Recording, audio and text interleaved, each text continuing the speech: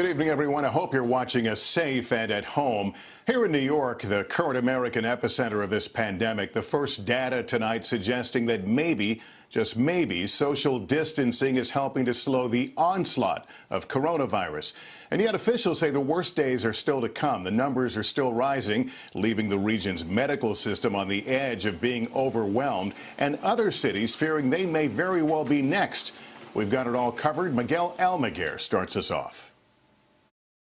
As our country faces a national emergency and scenes like these unfold in communities big and small, tonight New York State says it's an area in the coal mine. Once bustling city streets have become eerily quiet, while lines outside hospitals stretch around the block. Makeshift morgues are being prepared. The governor says in 3 weeks, coronavirus cases will hit their high point. We still have the trajectory going up, 80% still self-resolved. About 15% of the people who test positive require hospitalization. While the explosion of new cases in New York are slowing, the city's high density and residents leaving town could exacerbate the spread. Police are warning residents to avoid crowds. Some city streets will be closed to traffic so pedestrians can spread out. Across the country in California, where half as many tests have been taken than New York, the death toll and those infected could easily become the highest in the nation. We are anywhere from about 6 to 12 days behind what we are seeing in New York City. Even in our country's most remote state, Hawaii, there is trouble in paradise as new cases skyrocket. More than half the nation has orders for residents to stay home. But some governors, like Florida's, will not issue a state mandate. To order someone not to be able to earn a paycheck, that is something that I think is inappropriate. But the World Health Organization says staying at home is vital. Lockdowns slow down a virus like this. You have got to find those transmission chains, cut them to actually stop it. Tonight in Louisiana, where the virus is spreading faster than anywhere else in the world, hospitals describe their fight against the illness as a war zone. Our Blaine Alexander is in New Orleans. Today, Bourbon Street is practically a ghost town, but exactly 1 month ago, more than 1 million people packed here for Mardi Gras. And experts say that is a big reason that numbers here are growing faster than almost anywhere in the world. The crisis around the globe is grim. While Italy has the highest death toll, over 6,800, Spain has now surpassed China, 700 dead overnight. And just today, word that 71-year-old Prince Charles tested positive for the virus, but has not been hospitalized. We thought she just maybe had the flu or had a bad cough. In St. Louis, all 5 members of the Winehouse family contracted the virus. Mom Jane needed a ventilator to keep her alive. No health issues in her past, no pre-existing conditions whatsoever. With this California doctor living in a tent outside his home to limit exposure to his family, it's another example of sacrifice as every American faces the same threat tonight. In cities like New York, social distancing appears to be working. With the number of new cases slowing, that is offering a glimmer of hope. Meantime, here in Los Angeles, we're told the order to stay away from crowds could last as long as 2 months. But Lester, we should point out the vast majority of Americans who get sick do not need to go to the hospital. Lester? Important to keep in mind. Miguel, thank you. This extraordinary crisis certainly leading to some extraordinary calls to action. For example, New York University graduating some of its medical students early so they can join the battle as more hospitals around the country are besieged. Here's Tom Costello. From the doctors on the front lines, a sobering reality check on the pandemic. Desperate for supplies, New Jersey doctor Alexander Salerno has set up triage tents to handle 300 patients a day and spent $17,000 buying supplies on the black market at an 800% markup. They open up the warehouse and you see pallets upon pallets of equipments, gowns, N95 masks, Purell hand sanitizers, Clorox wipes. It's insane. And I'm like, there's no moral compass. At Brigham and Women's Hospital in Boston, critical care doctor Daniela Lamas knows the devastating impact of not allowing visitors to the hospital. I am worried about my patients taking their last breaths alone. I worry about this at the same time that I acknowledge that this is actually what we must do in today's climate with this illness. At New York Metropolitan Hospital in Harlem, a surge in young patients on ventilators struggling to breathe.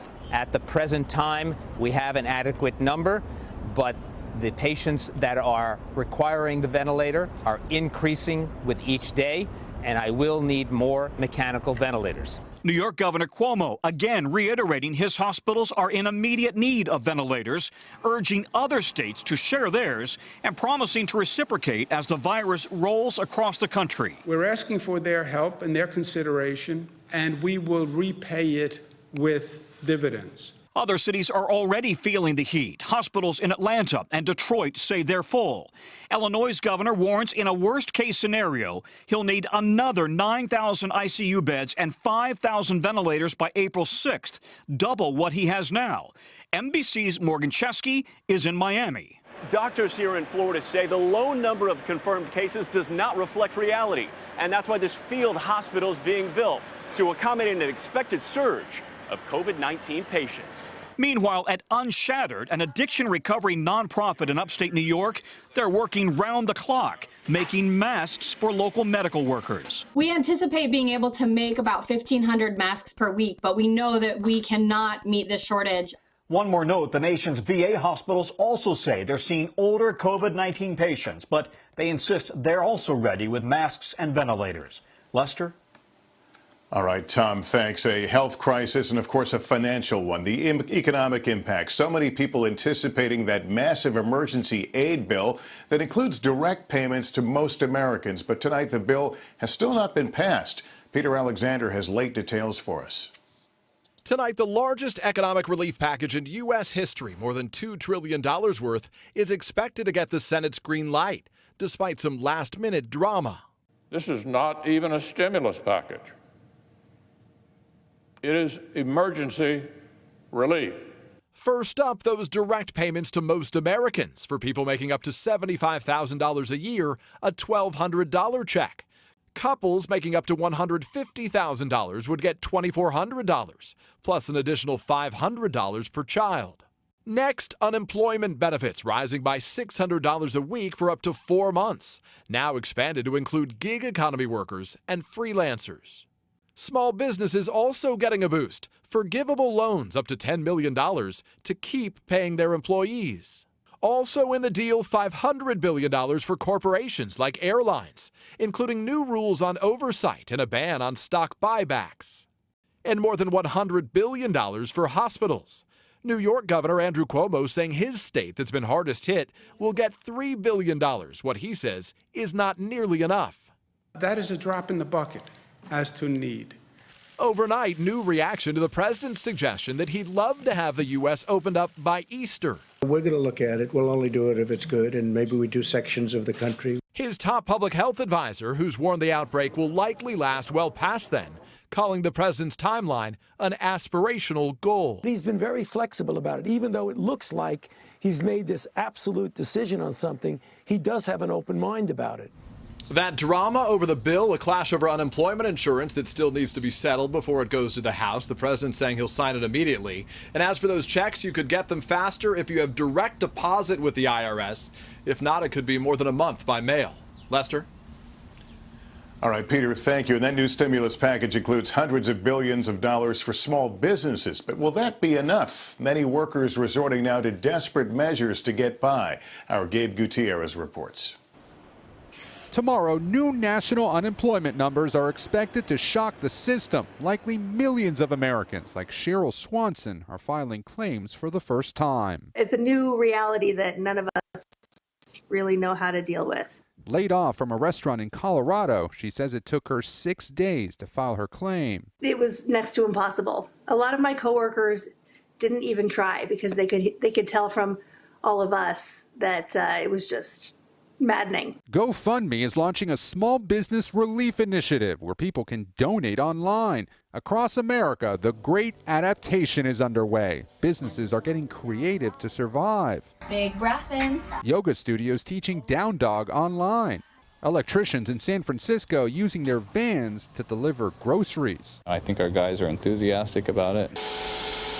From Chicago to Omaha, distilleries now brewing hand sanitizer. We'll form us an assembly line and crank as many out as we can. But now new concerns about the workforce still on the job.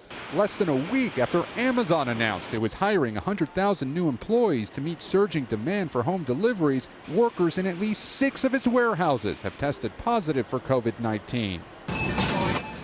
And with customers packing grocery stores and pharmacies, employees there are on alert.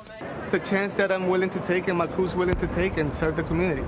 In some cases, the line for groceries stretches around the block. Some other stores here in the New York area have had to temporarily close after employees tested positive for the virus. Hey, NBC News fans, thanks for checking out our YouTube channel. Subscribe by clicking on that button down here, and click on any of the videos over here to watch the latest interviews, show highlights, and digital exclusives. Thanks for watching.